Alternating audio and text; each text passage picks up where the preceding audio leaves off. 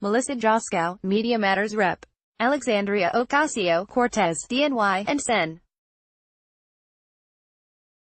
At Markey, DMA, introduced a Green New Deal resolution on Thursday, a framework for what they intend to include in detailed legislation down the line. Ocasio-Cortez office also released a less formal summary and answers to frequently asked questions about the plan. Right-wing media figures and outlets, who've been freaking out over the Green New Deal and Ocasio-Cortez in general over the last couple of months, swiftly went on the attack, insulting Ocasio-Cortez intelligence and employing misinformation, mockery, and straight-up climate denial to argue against the plan. Many of the attackers appear not to have actually read the 14-page resolution.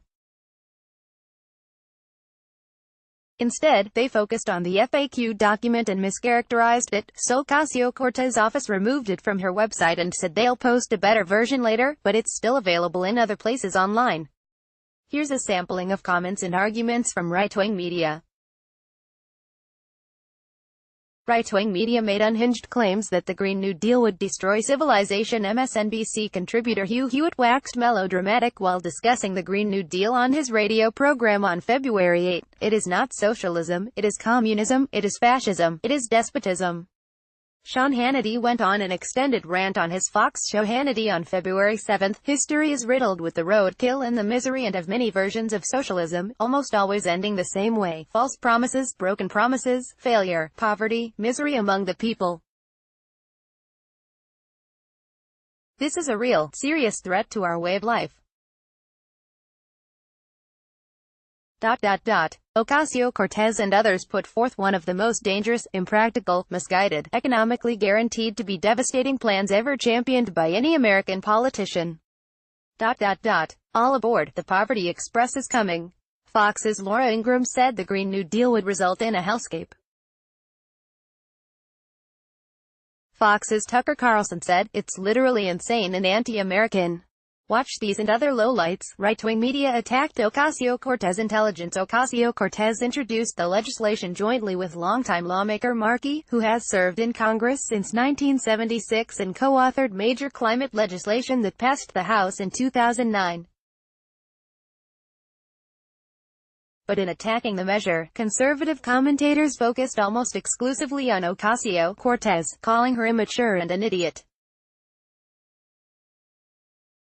Ben Stein, an actor, political commentator, and climate denier who frequently appears on Fox programs, offered sexist insults about Ocasio-Cortez during Fox Business Network's Cavuto Coast to Coast on February 7. The fact that we listen to her is just amazing.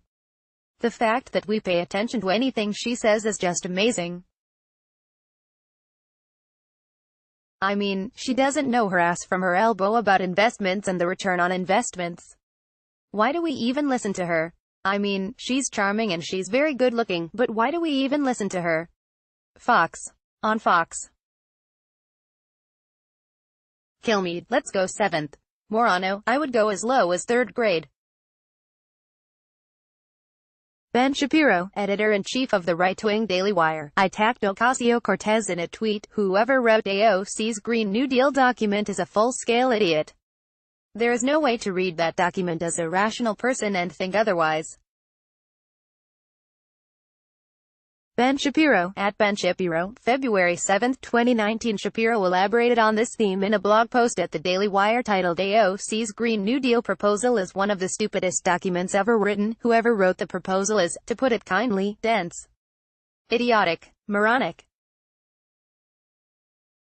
How bad is the Green New Deal paper? Putting aside the fact that, as written, it would receive a C in any high school English class, it essentially articulates a magical world in which the skies rain chocolate, the world is powered by unicorn farts, and AOC dances through the gumdrop meadows to listomania. My 2-year-old son could come up with a better, more realistic proposal than this one. David Harshani, a climate denier and senior editor at the conservative online magazine The Federalist, played on similar themes during an appearance on Fox's The Ingraham Angle. A Federalist editor just called the Green New Deal immature, said it's something a high schooler would write, and would cost $25 bazillion. Pic.twitter.com/ofnhfljda, Jordan, @Jordanel, February 8, 2019. Right-wing media spread misinformation about the Green New Deal. Conservative media figures propagated a number of falsehoods about the Green New Deal. Here are a few. They say the plan would ban cars.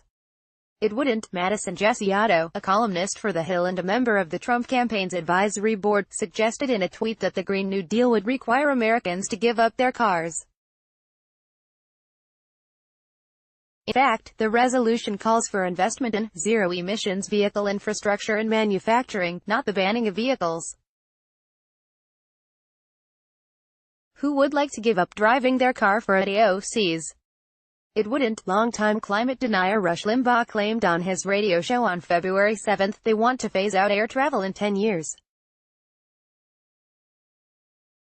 Airplanes are, exactly, you have to take a train now. In fact, the resolution makes no mention of airplanes or air travel. The FAQ acknowledges that it's likely not feasible to phase out traditional airplanes within a decade, so it calls for building out high-speed rail at a scale where air travel stops becoming necessary.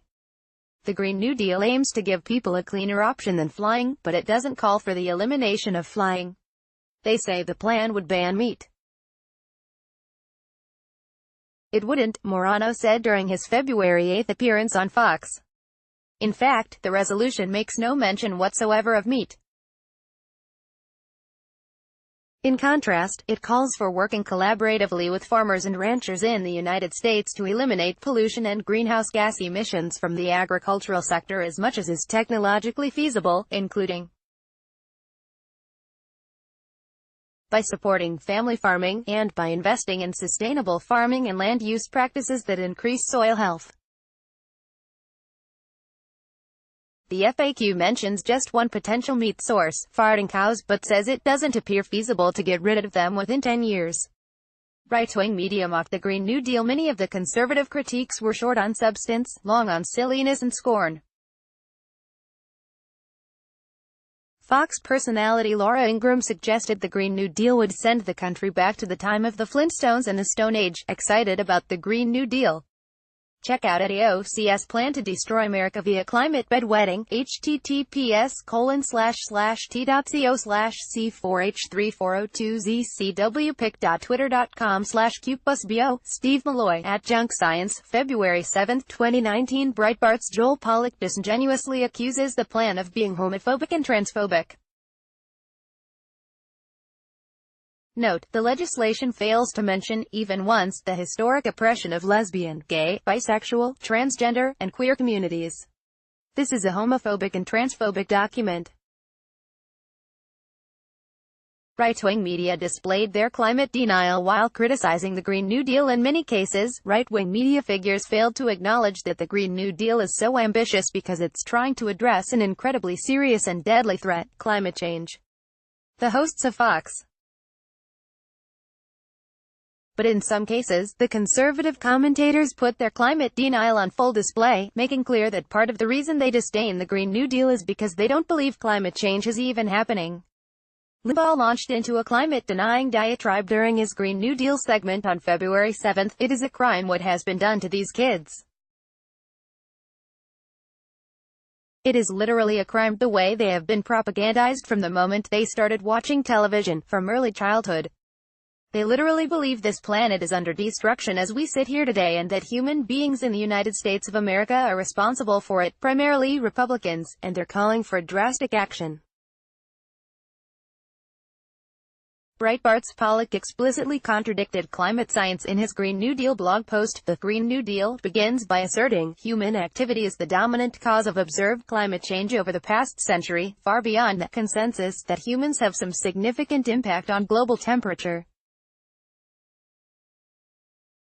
It goes on to declare that a changing climate is causing sea levels to rise and an increase in wildfires, severe storms, droughts, and other extreme weather events that threaten human life, all speculative claims that even scientists who endorse anthropogenic global warming (AGW) are hesitant to endorse. In fact, climate scientists have been very clear that climate change is human-caused. It is exacerbating extreme weather, and we have a small window in which to dramatically overhaul our energy, transportation, and agriculture systems if we want to avoid the worst impacts. But if you deny that climate change is a problem, then of course an ambitious plan to address it is going to be anathema.